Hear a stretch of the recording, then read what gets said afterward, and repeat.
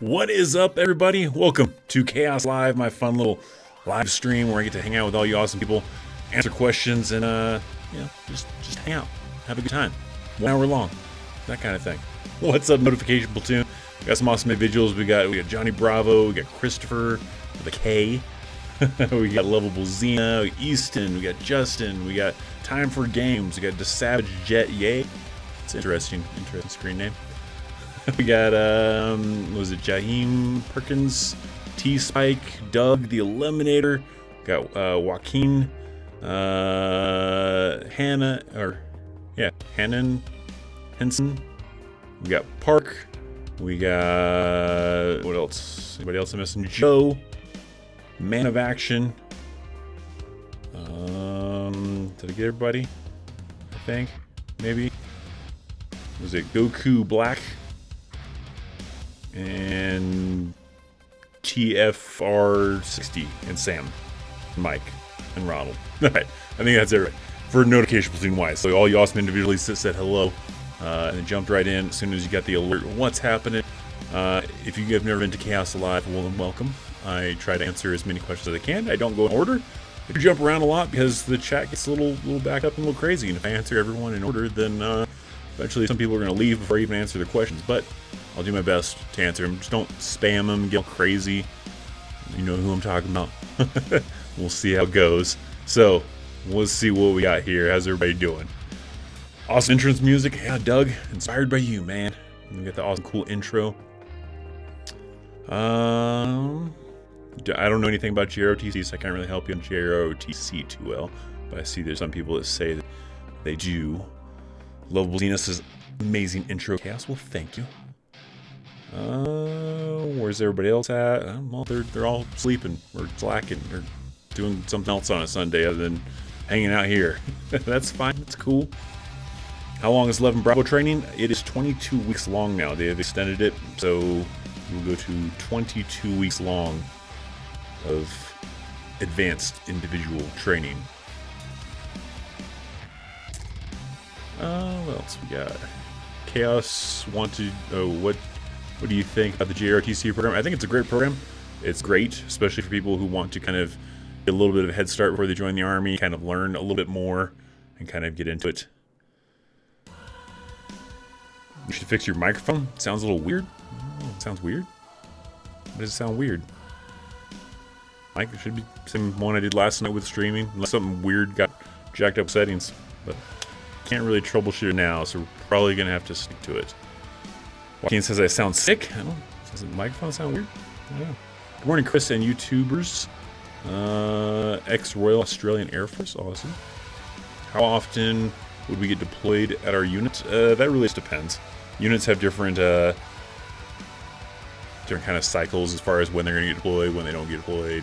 There's no set standard, so that really just varies. There's no set way of saying it.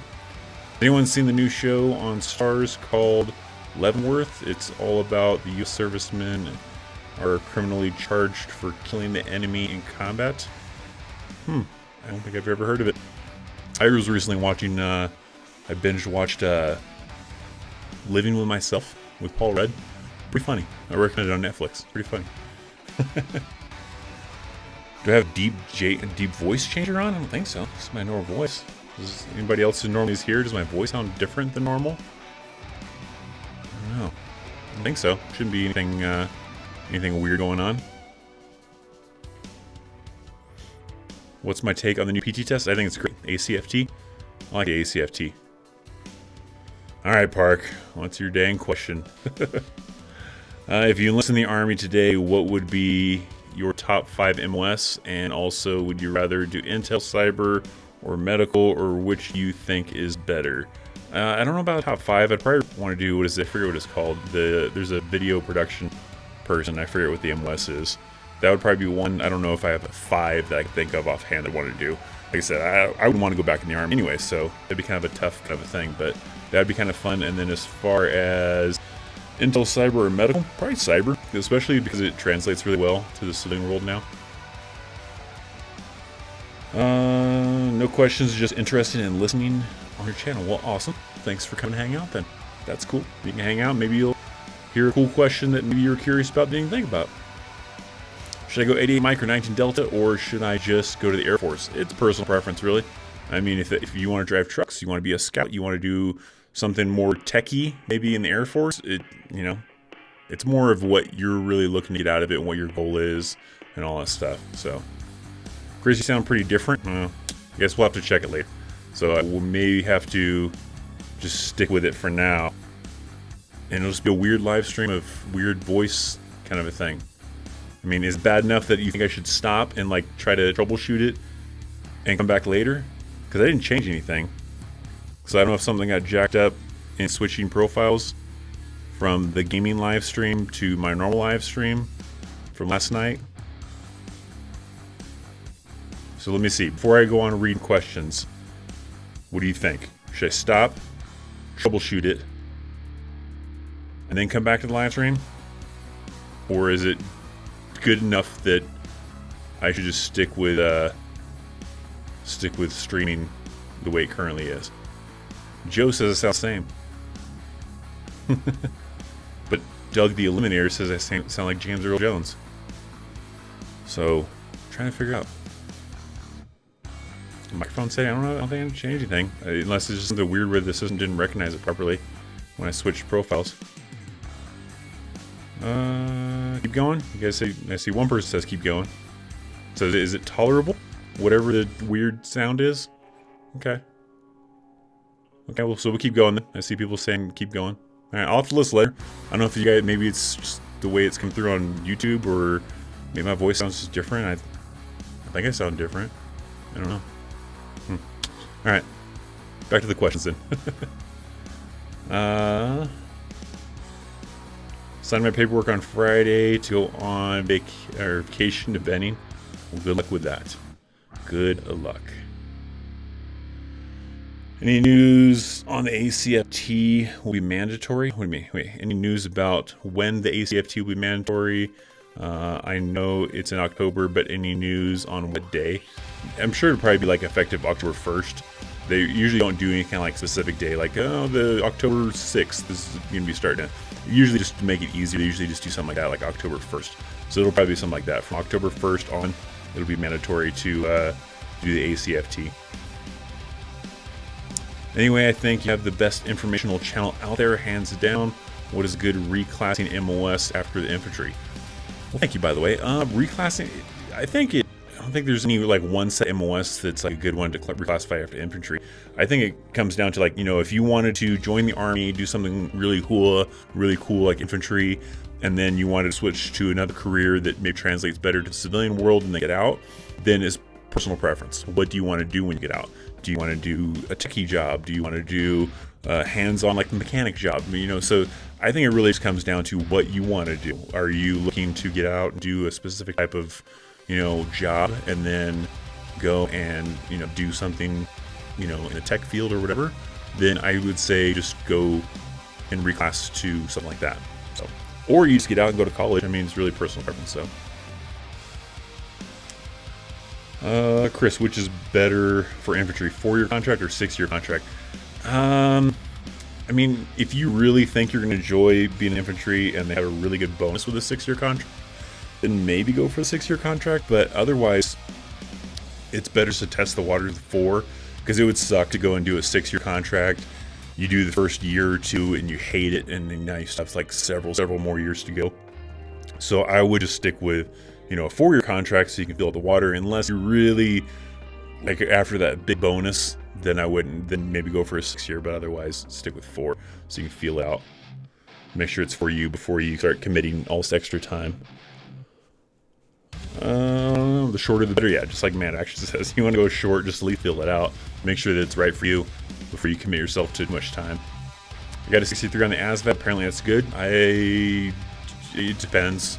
If you're talking about AFQT score, I think that's pretty good, but then it comes down to all the different categories and how you scored to determine like MOSs that you want and all that stuff, but it depends on what you're talking about. If you're talking about AFQT score, if you're talking about GT score, then it depends. Yeah, like Man of Action saying, he's saying 110, which he's probably thinking of GT score. So like, if you're talking GT scores, 63 would be really bad.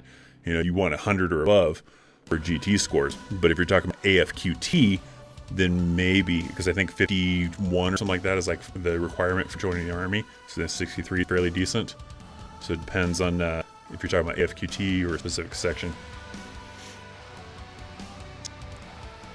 Is there a basic training graduation for OSIT for infantry or any OSIT MOS? Yeah, there's graduation for all. So you're going to have basic training and graduation. You're going to have a graduation for OSIT.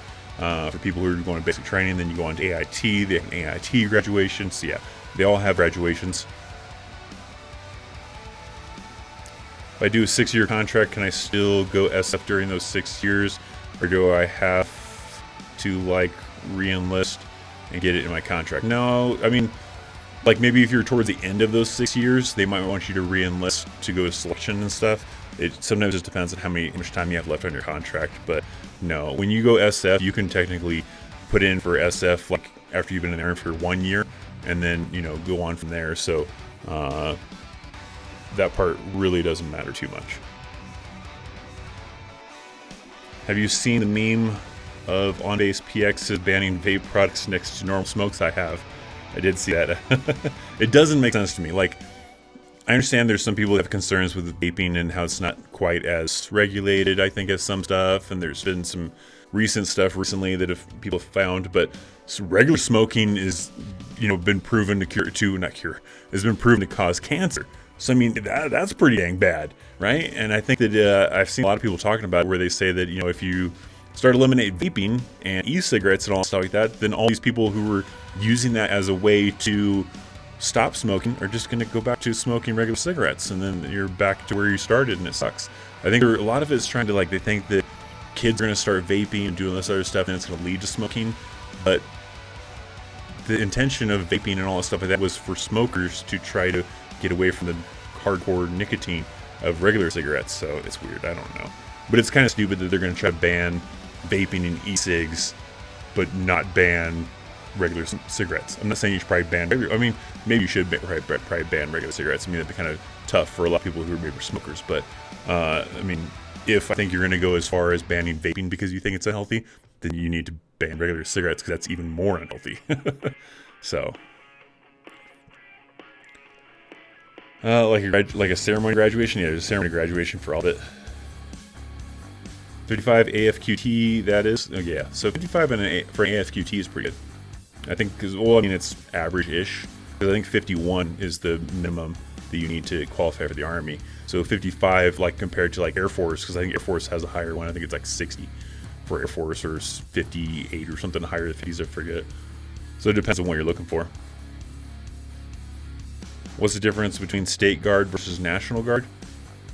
I don't have a lot of experience with that. I was active duty, so the little I know about, like, National Guard, stuff like that, it's just from people that I've known that were National Guard, or talked to people they're National Guard, so I don't know very much about like National Guard or State Guard or anything like that to really be able to give you a good answer. Delayed notification platoon. Well, welcome, Dylan. It's not too far delayed. Maybe like 18 minutes in, something like that. Hey, what's happening, Jay the Vorn? Is something up with the audio? Wait, you guys are talking about it again. Your voice is coming out much deeper. Yeah, someone was saying that earlier too. Saying my voice sounds weird and different. I'll have to review it after the live stream's over. I'll review it and look and see if there's something I need to tweak on settings with something weird where when I switched from the gaming profile in OBS, the software that I use for like streaming and everything like that, when I switched from the gaming profile to the regular profile, if it like, I don't know, just got out of whack or something, or maybe my voice sounds different. I don't know, maybe I was talking so much last night that I didn't realize it, and my voice just sounds more raspier than normal from talking for 5 hours on a live stream. I don't know. I'll have to look and see if it sounds different to me.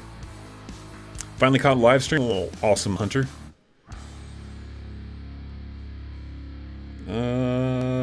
What MOS really runs the Army? Like, you're talking about like someone who's like, what particular MOS is like really doing a lot in the Army? I don't know. Because there's a lot of MOSs that have very key parts. I mean, you could say that, cooks, they're feeding everybody. So, I mean, cooks are pretty important. But infantry has a pretty big mission. Truck drivers, even idiot mics, have a pretty big mission because you have to have someone to get the supplies to you, to get the ammo to you, and everything. I don't know. Yeah, I'm not too sure on that. So someone says echoing a little bit. I don't have any other audio settings that are popping up in this stuff, like the camera picking anything up. I don't know. I'll have to troubleshoot it later. Check it out. You get kicked out for drugs? Yes. Yeah. Just like Manafaction saying, yeah. They used to do it. Used to be a little bit more lenient, where, you know, if you came up hot for drugs, they might bust you down and ranked all the way down to E1, and make you do extra duty and do all sorts of other stuff. But nowadays, no, they'll just straight up kick you out. They actually will kick you out even for like DUIs. If you get a DUI, they'll kick you out for DUIs now. Want to become an officer and also want to pursue being a doctor. My question is, does the ROTC pay for all my college, or would I have to use HPSP? I don't know what that is, but how hard is it to get that? I don't know anything about that part of it. You can get like sometimes through ROTC, you can sometimes get an Army grant that basically is paying for your schooling, because there's some ways that they kind of do it where either they're paying for all your schooling up front, or because you're going to join the Army, once you actually are officially in the Army, they basically pay off all your debt and stuff like that. There's, I think, a couple different ways. You'd have to talk to an Army recruiter about how it exactly works, but there's a lot of different ways that you can, because you're going to join the Army, get the Army to basically pay for your schooling that you're going for. So talk to a recruiter about it. That's kind of one way to go about it. Clerks and Supply run everything. I mean, that's a very important one too. Like I said, there's a lot of important ones, so it's hard to say who specifically runs the Army, because there's a lot of important ones. Because, I mean, sure, you can say the infantry, but to get the ammo, you got to have ammo people. To get fed, you got to have the food people. To get the other equipment you need the supply people. So there's a lot of stuff. To fix your weapons, you need the armor. So it's tough to narrow down to really one MOS, really. Is it possible for a foreigner to join the U.S. Army? It is. You're just going to need a green card, though. So if you have a green card, you live in the United States, then yes. If you're hoping the Army is going to move you from another country to the United States so you can go to the Army, that's not going to happen. You're going to have a green card. You're going to have to live in the United States and start the process then. 12 Bravo OSIT training, any advice? No, because I didn't go to 12 Bravo OSIT, and I don't really know a whole lot too well enough. Just for any OSIT, really, in general, just be in good shape. You know, you don't want to go and try to go to OSIT or even basic training at that part, you know, in that matter, and be out of shape and then, you know, struggle to keep up and all that stuff. So I would just say, make sure that, you know, you're in good shape and you can, a lot of cardio, do lots of cardio, road marches, all that stuff. Sorry I missed last week. We had a tornado in my area last Sunday night, lost power until Friday. Damn. Well, that's pretty rough. Well, welcome back, and I'm glad that tornado didn't suck you up, man. Every MOS is important in the entire U.S. military for the most part, yeah. I mean, there's probably, I don't know. There might be a couple of MOSs that are kind of pointless-ish. Not very many, though, but... Can you become airborne? You try to get airborne in your contract, or try to get a slot to go to airborne school at your unit. Waiting to go to RAS station at Fort Carson now. Any advice? Well, awesome. Fort Carson's awesome. I work on Fort Carson as an instructor, so cool deal. Any advice to go for RAS? Be in great shape. That's kind of the same thing as that. I mean, that's even more hardcore with like RAS for trying to go out for the Rangers. So cardio, do a crap ton of cardio. Make sure your cardio is on point, as well as road marching. I would work on land nav skills. Make sure you're really up to speed on land nav. Those would be kind of some of the best things. Cardio, road marching, land nav. Everything else you kind of learn along the way anyways. If you can be good with cardio to keep up and you don't follow the road marches and you don't suck at land nav. Probably, I mean, everything else not guaranteed still, but maybe you'll have an easier time. Talking about MOS that runs the Army as who is usually the chief of staff. Those higher positions will literally be from any MOS. I don't know if you're talking about in general, like the most important MOS kind of thing. I don't know. You think I should just enlist now and do medical job, or wait a year and a half for my U.S. citizenship and be military intelligence? personal preference. I mean, I don't know. I mean, it's up to you. Do you want to, be military intelligence, or do you want to do medical? Sometimes there's times where if you go into the Army as one MOS and you're trying to reclass to another MOS, you might not be allowed to because they're not taking, people at your rank, or they want new people. They don't want prior service. It's a risky thing sometimes with reclassing, thinking that you can come in at one MOS and then just reclass them later to another MOS, because there might be times when that MOS is not taking prior service because they want new people. They don't want prior service. So it's tough. It's tough to say. I learned in my career that you need to be nice to the cooks, supply medics, and the riggers that pack your chute. Yeah, I mean, for the most part, it's good just to be nice to everybody, just because you shouldn't be a dick, I guess.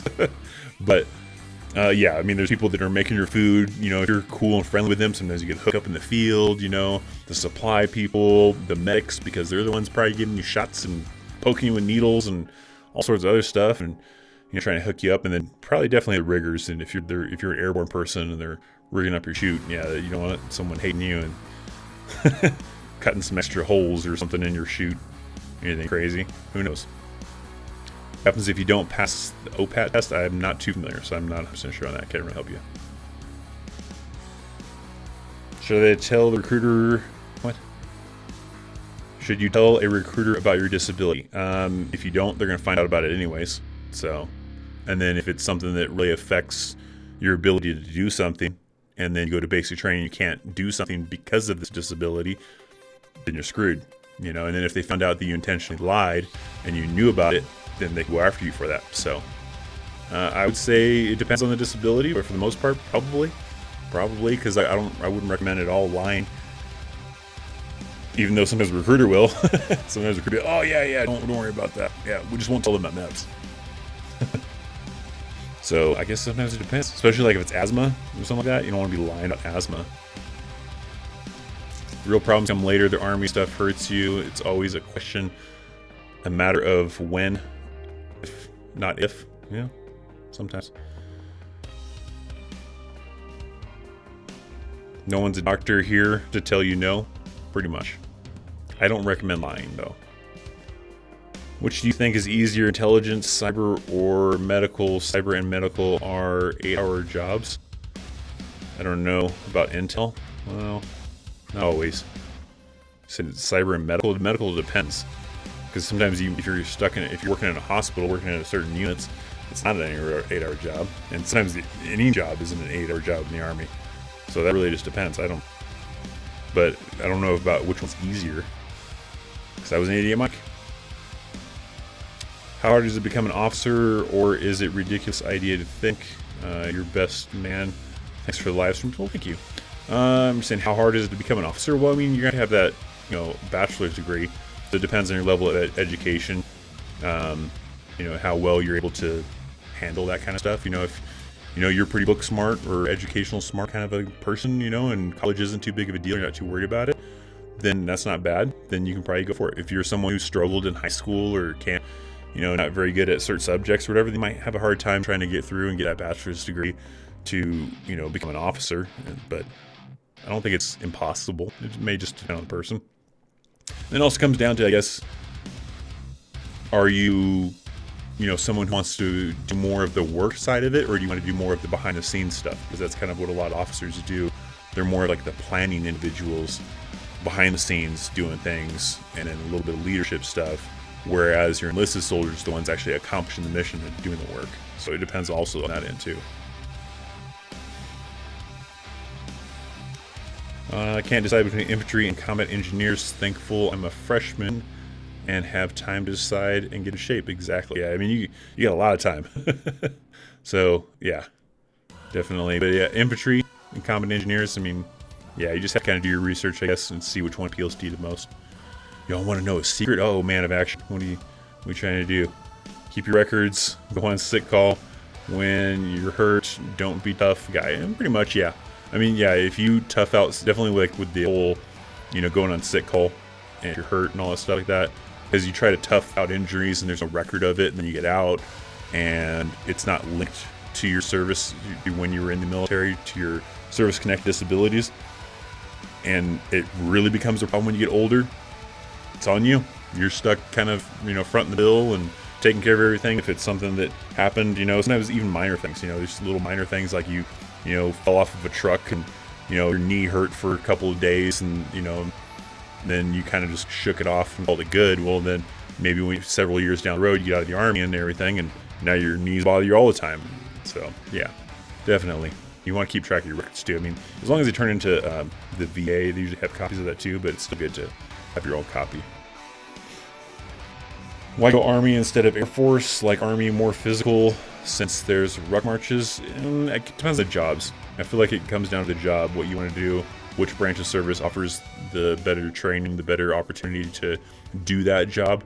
Like obviously you want to work with aircrafts, then like airplanes and stuff, then Air Force is better for you. You can't do that in the Army. So it depends on what you want to do. Did you ever think of becoming a Navy SEAL? No. For one, I'd have to join the Navy. But two, that's pretty hardcore training. They practically drowned you to go through the training. So I don't think that would be it. What do you think about Marines? All right. I got a couple of Marine friends, or ex-Marines, or former Marines, however you want to refer to it, because they're pretty picky about how you refer to prior Marines. Everybody else is like, I don't care, I'm former Army, prior Army veteran, whatever. But Marines are pretty specific about it. What are your thoughts on private military contractors? I don't really have any kind of real experience with it, so I don't really have an opinion, I guess. What's happening? What is it? Rojas? Why do MPs don't get bonuses? Well, it just comes down to the demand for the MOS. So not every MOS has bonuses offered to them, especially if they're already at like the quota, for example. So if they are good on the strength of individuals in that MOS or over strength on that, they don't give bonuses. Usually MOSs that are low on individuals and they need people to either stay in that MOS or join in that MOS or whatever, those are the ones that offer bonuses. So like that big crazy one for 11 Bravos was because they're really short on 11 Bravos and they need more people in infantry. So they're offering huge bonuses to get those numbers up, where you have other MOSs that are, a lot of people want to join them, a lot of people want to be in that MOS, and they're pretty good on the numbers, then there's no bonuses for them. How competitive is sniper school? I don't know for sure. I know it's fairly difficult to get sniper school, though.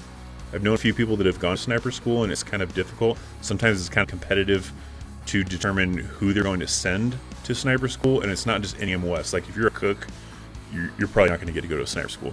You're 11 Bravo, you're a scout, you're certain other MOSs, then yeah, you're trying for sniper school. Well, sometimes a lot of people want to go sniper school, or they have very, very limited slots for sniper school, so they kind of look to who's the most square away person, who has the higher physical fitness scores, all that kind of stuff to determine who they're going to really send to it, who's the more reliable person, because then if you've gone through sniper school, you have that extra identifier for being sniper qualified, and then that's a kind of tough thing to get, and people really want that for like a person in their squad, to have someone who's sniper qualified.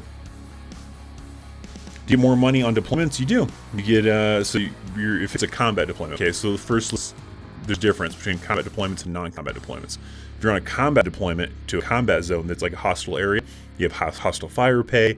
You're getting your paychecks tax-free. If you're married, you're getting separation pay, and this is all a couple other things here and there. And then if you're on a non-combat deployment, well, you're still getting separation pay.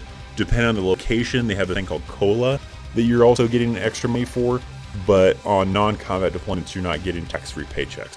So obviously, you make a lot more on a deployment that's to a combat zone compared to a deployment that's not to a combat zone.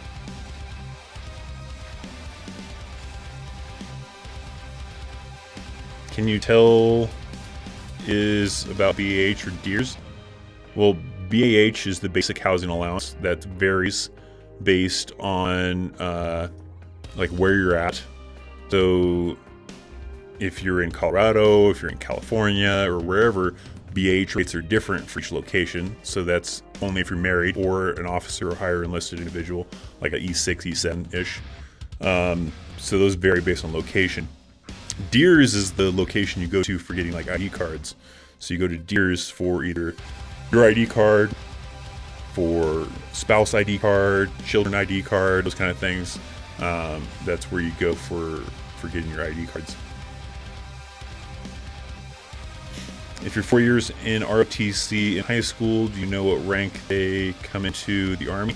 You could potentially come in as an E3. It is not a guaranteed thing because you have 4 years of ROTC, but they could potentially allow you to come in as an E3, as a private first class. The ranks like going in PFC or something, yeah. So going to college, yeah. So for an associate's degree, you can come in as an E3, but if you want to come in as an E4, you have to have a bachelor's degree. So they're kind of strict on how that kind of works. That you can only really come in as a E4 as a specialist if you have a bachelor's. I just got here. Why does your voice sound deeper? Everybody's saying that. I don't know. I'm not really too sure. I'll have to come back to it later and check it out and listen and see if it's my voice is just all crazy from last night's stream, or if there legitimately is something weird with my mic. I don't know what it sounds like. I could probably, I don't know, probably try to look now because I don't know if it's coming through my mic or it's just coming through OBS. But yeah, I don't know. Getting ready for a deployment in a few months. Just hit my 1 year in the National Guard. Well, awesome. Good luck on the deployment. Have fun. Hopefully it goes well. Chris, is the rank of specialist called Spec 4? No, not really. I mean, some old school people may still kind of refer to it that, but for the most part, like the Spec 4, Spec 5, and all that stuff is more of an old school, like 80s type of term when they used to have those ranks and they got rid of them. So not really. No, Spec 4 isn't a term that's really used anymore. It's just specialist, and then E4. But yeah, nobody really uses Spec 4 as a term anymore. How bad is JROTC? I've never been through JROTC, so I don't know. Or JRTC, sorry. JRTC. So I was actually just talking to a captain the other day about this because he was getting ready to go to JRTC, and I was training him and stuff on some stuff. And he was talking about how he was doing the training because he's getting ready to go to JRTC pretty soon. And I was talking about how I've always managed to avoid going to JRTC. I've been to NTC a bunch of times, like probably like 5 or 6 times, something like that. I don't remember.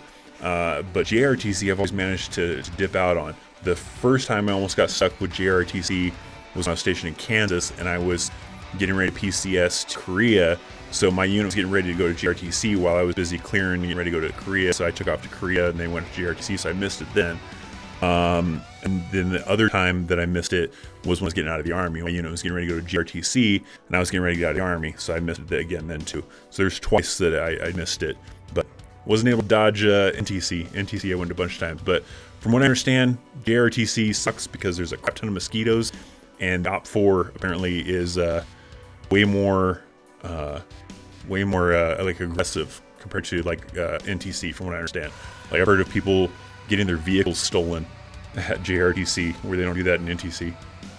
What state do I live in? I live in Colorado. For now. That may eventually change to go back to my home state of California. Which branch for medical, like Navy, Corpsmen, Army medics, or Combat and Air Force for hospitals? Which branch for Intel and Cyber? Man, you're adding, rolling up a lot into one question there, guy.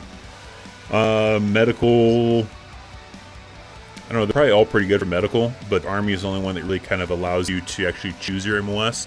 The other branches do have a circumstance where you can choose your MOS or your job, but it requires you to score really well on their testing and everything like that for them to allow you to do that. So sometimes the Army is more of a guarantee of that, where the other branch is not necessarily a great guarantee unless you score really well. Intel and Cyber, maybe Air Force or Army. Intel, probably I would say Army would probably be better for Intel, in my opinion. Cyber, maybe Air Force, because they have more techie stuff, possibly. I don't know, though. What is the oldest active duty soldier you've ever met? I don't know. It'd probably be... There's a general I met when I was in Korea. He was probably in his 50s, maybe upper 50s, probably. I think.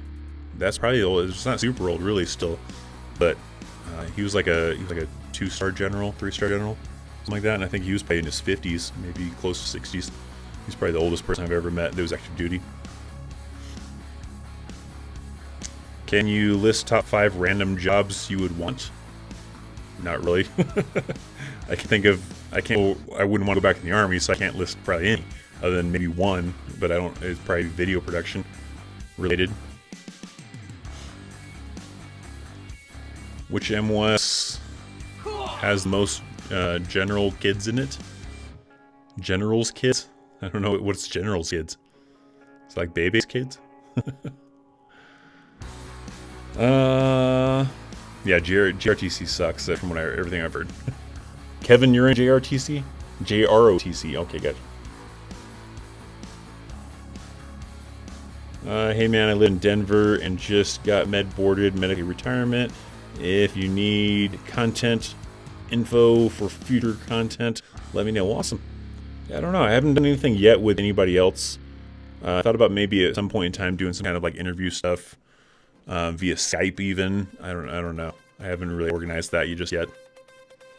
So we'll have to see though. After I apply for BH, how long does it take to get approved?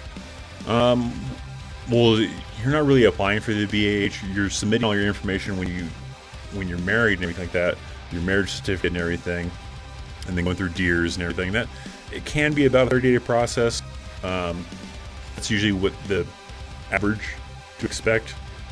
But even if I think they backdate it though. So like if you say you get married like October 1st, you submit the paperwork and then they don't get it done until however long, then I backdate it to if you started receiving after October 1st. So like if you don't receive your BH November 1st or whatever, and it takes longer, then they'll backdate it and kind of back pay you for time. Chris, if you and Matt Ward did a video together, what do you think the name of the Chaos Ward, as a serious name? I don't know. We'll see if we ever end up doing anything together. I don't know. We'll see though. Got out of the tank and a couple more guys wanted to get into it with me for it. So I told them to stuff it and STFU. Then we almost went to blows. Wow. Over a tank? What the context of that? Hey Chris, can you join the Army with ADHD or autism or stuff like that? They're pretty strict on like mental type of things, or ADHD or autism and everything. I think it depends on the severity of it, but they're pretty strict on it. So chances of it are very slim, but I'm not a doctor. I always recommend just give it a shot sometimes. Don't try to lie and try to tell them that, no, I'm fine, I don't have nothing wrong with me. If you have something wrong with me, be upfront about it. Otherwise they're gonna find out anyways. But yeah, it just you got to see a doctor to kind of determine if it's going to be like something where you can kind of get through with it, or if it's something where you have to get a waiver for or whatever. That just kind of depends. ROTC, a lot of fun. Well, I am still in high school. Yeah, ROTC can be good. It can be a good learning experience. Can I wear black and blue watch in the military? It's 80% black. The blue is only on the face. Yeah, you'd probably be okay. It's really strict, like in basic training AIT, but when you're at your regular unit, it's pretty lenient. Especially like when you're in uniform, for the most part your watch is kind of hidden by the sleeves anyways. But yeah, I mean, you can get away with quite a bit more with your watches when you're actually at your unit compared to like basic training or AIT.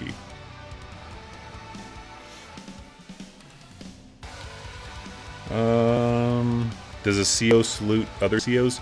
Yeah, usually, so like it goes off of rank. So, if, there's a captain and they're passing by a major, right? The captain is supposed to render salute to the major, right? The lower ranking officer has to render salute to the other one. If they're both the same rank, it's just whoever kind of notices the other one first, kind of thing.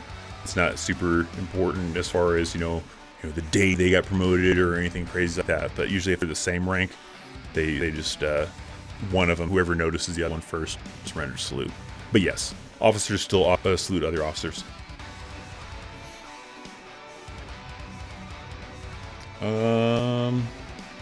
Is it mandatory to vote in the military? No, it's still an option. You can choose whether or not you want to vote. I'm not a very political person. I've talked about it before on stream or whatever. If you ask me political questions, I'm probably not going to want to answer them because I don't pay attention at all to politics, maybe a little bit here and there in passing. I hate politics, I guess.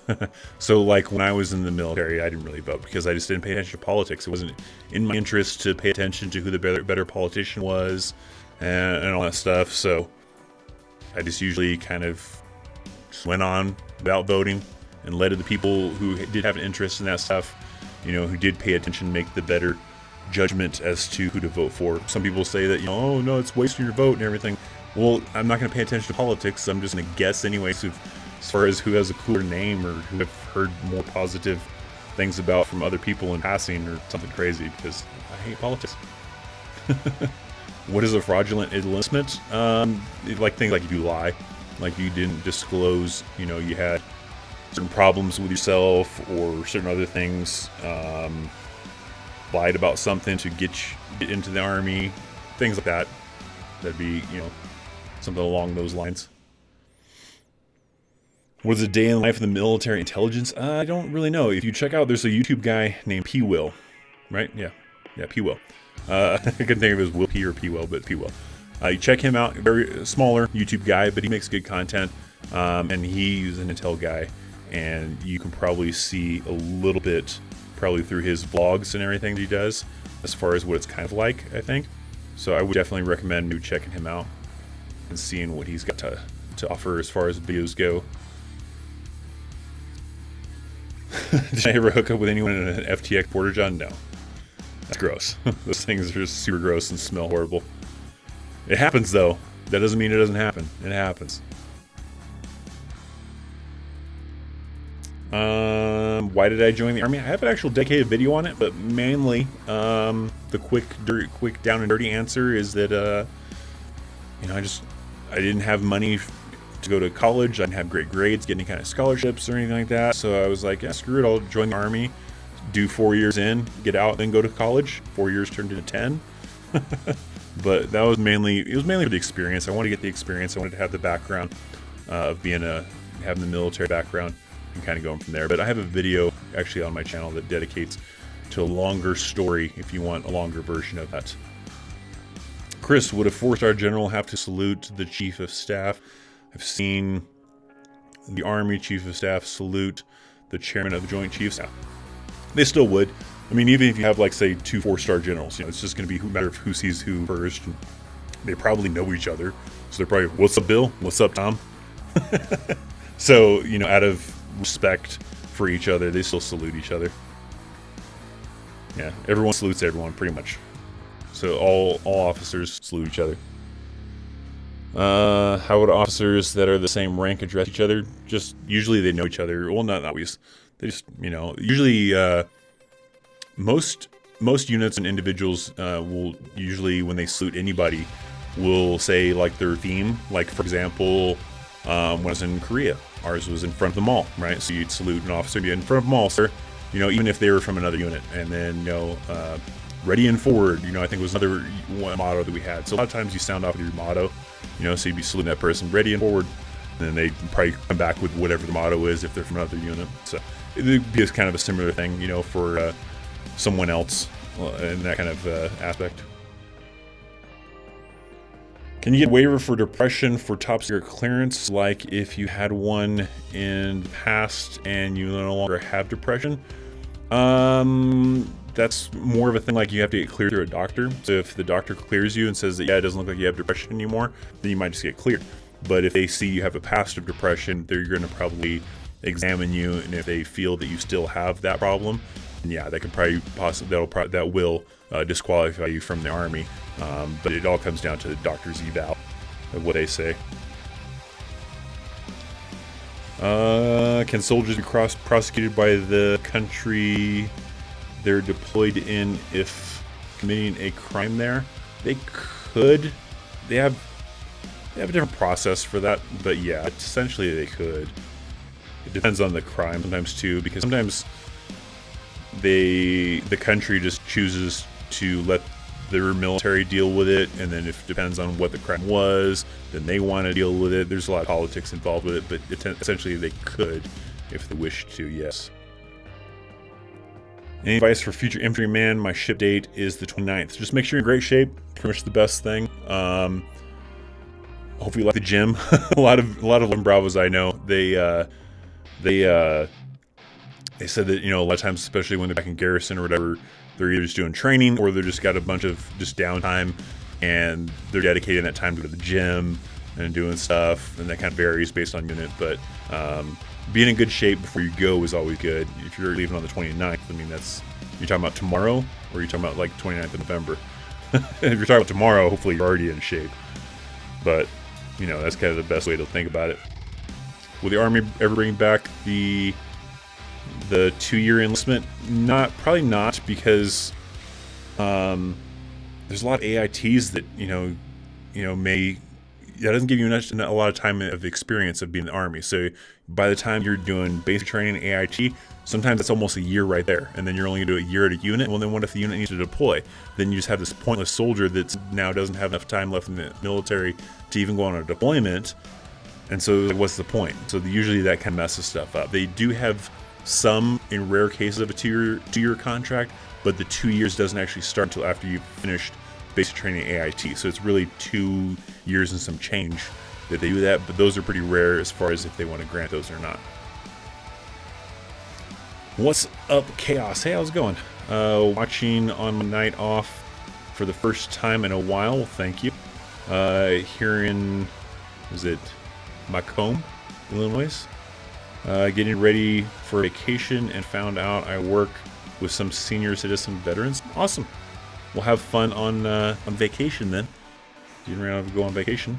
Good stuff. Leave for basic training tomorrow, 68 whiskey. Oh man. Good luck to you. Basic training sucks. By the way, heads up. All right. There was someone I was talking to today, but I've also had several other people that I've talked to multiple times where tell me about how, finished either basic training, they're finished AIT, and they're talking about how they hate the Army life, or they're thinking about switching MOSs, or they're thinking about switching branches of service and everything. A very important thing is do not base what the Army is like based on your experience in basic training and AIT. It is completely different. AIT, basic training, suck for most people. Some people have a great time. Some people have fun in basic training. Some people have fun in AIT. But for a lot of other people, it sucks. But you can't compare that to what it's going to be like being in the Army. Wait until you've been in a unit, and then make some judgment as far as if this job sucks or if the Army sucks or whatever. But don't base it based on basic training or AIT. It's probably going to suck. Expect it to suck, and then gauge what the Army's going to be like once you do your unit. So that's the best way to probably do it. Can you explain discharge, good and bad, and if you can join the Army after a discharge? I have a video about all the different types of discharges from the Army. There's a code specifically on DD-214, which is the form you get when you get out of the military.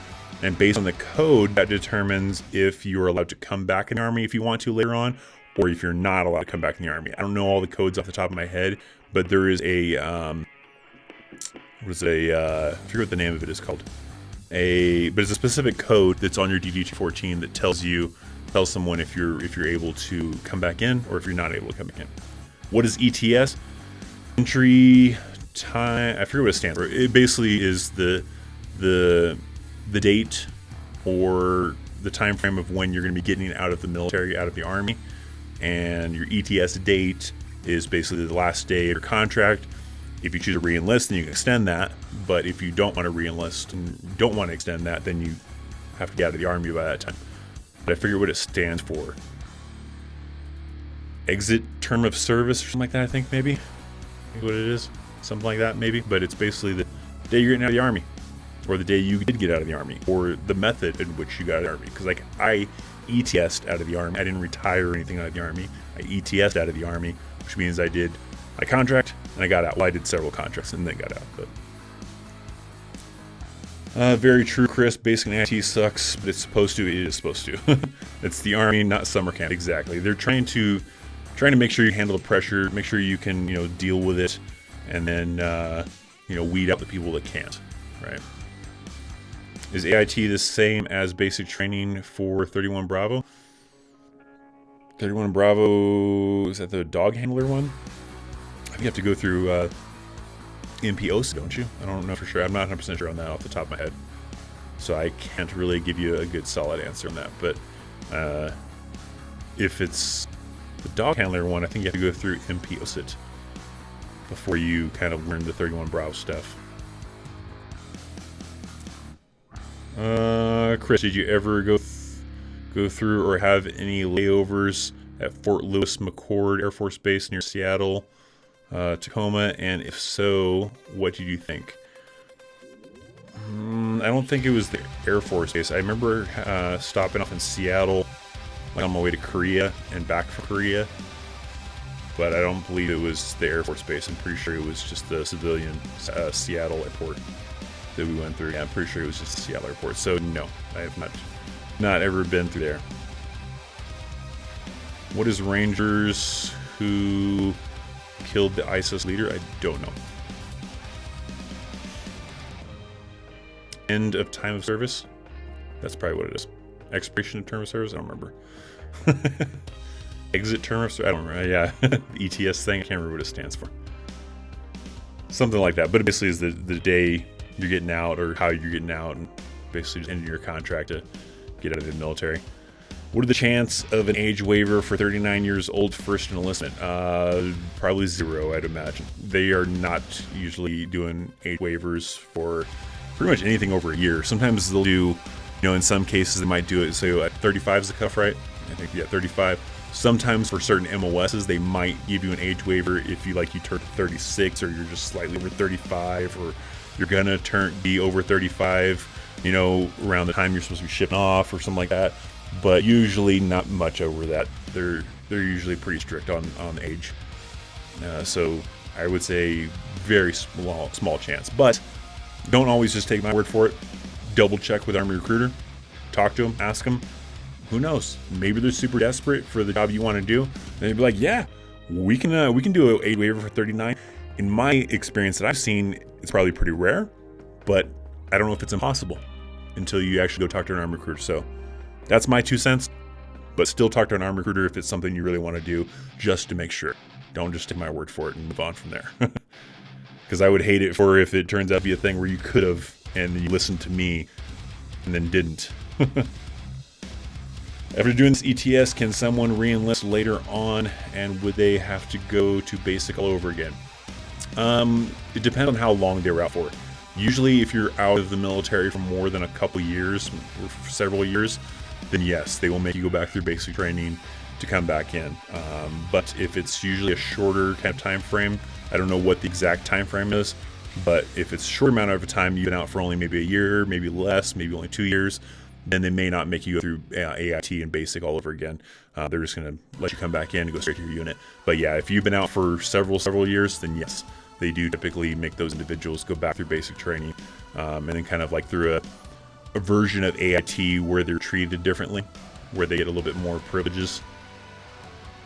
What about people with eyesight issues? Are contacts or glasses allowed? Yeah, that's fine, as long as you have a way to correct your vision to 20/20, whether that's glasses or contacts or whatever. But if you have certain blindness or partial blindness, things like that, you can't usually come in the Army with that. But and then certain MOSs might be limited too, like I think certain pilot type of jobs or whatever may require 20/20 without any kind of correct lenses. But for the most part, the majority of MOSs in the Army, you're fine as long as you can correct your vision. And then there's certain ones that have restrictions on like color blindness though. Yeah, glasses are given a reception and contacts are a no. So for basic training and even typically sometimes for AIT, you can't wear contacts. You have to wear glasses because you're doing training and they don't want your contacts getting jacked up and all that stuff. But once you get to your regular unit, you're free to wear contacts if you want. You can even get LASIK surgery later on if you want, and the Army will pay for that if it's qualified, if you have a qualified kind of situation. But when you're in basic training AIT, you're pretty much stuck to wearing glasses. You can't wear contacts during the time frame. What are the requirements for military dog handler 31 kilo? I have an MWS Monday on that. Check that out. Chris, do you remember a few months ago I told you about your cousin and their son who was at basic training and concerned not reporting to AIT, ended up going to AIT because I told him things get better. Well, that's good. Good to hear. Yeah, you get screwed and get stuck with a AWOL. Can this be an extra 10 minutes? What are we at? We're at an hour? Probably 5 or 10 minutes. Gonna be cutting it off here, Anakin. So, whether it's a full 10 minutes, I don't know. So, we got about 5 or 10 more minutes before we probably cut this off. Favorite day in the Army? Holidays. When you get nice 4-day weekends. Otherwise, I don't know if there's a specific day. If we're talking about just like a regular Monday through Friday kind of a thing, Fridays are always, that's a lot of jobs though. Fridays are always the good ones. If you decide to get out of the Army and start the ACAP process, but then decide towards the end to re-enlist, how does that work? You just kind of stop. I've seen people that have done that, where they've started the clearing process and everything like that. I think there was even one guy, I remember, he was going through the whole process. He even turned in all of his EIF gear, all of his Army issued gear. And because he was realizing that it was kind of a pain for him to get a job he wanted or whatever, he kind of panicked and was like, he just decided to rejoin and re-enlist. And so he had to go redraw his gear and then just go back to his unit. So yeah, you can. If you have all the way up until the actual ETS date to re-enlist. I mean, you can technically still re-enlist after that ETS date, and there's a different process you have to go through. But yeah, I mean, you could your ETS date, let's say, is October 5th, right? And then come October 4th, you decide you want to re-enlist and you don't want to get out. You could possibly do that.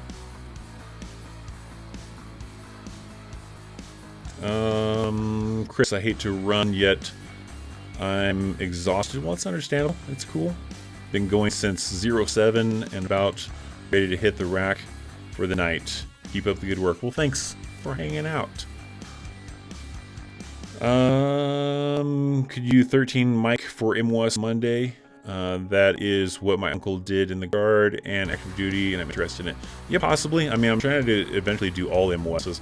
I actually already have an MWS Monday episode shot for tomorrow. I just need to, after this live stream, edit it together, and there'll be an MWS Monday for tomorrow. I won't blow a surprise. It's not like anything exciting or whatever that you're like, oh, cool. I mean, if you're interested in MWS, it probably is, but I won't spoil it and tell you what it is just yet. Is the voice changed? You're not another person with the voice thing. Yeah, we were talking about that earlier in the live stream. A bunch of people were pointing out that my voice sounds differently. So I don't know if the settings got all jacked up when I switched from the gaming profile to my regular live streaming profile, and the mic settings are off or not. After this live stream, I'll have to check it out and listen, and then troubleshoot it and fix it.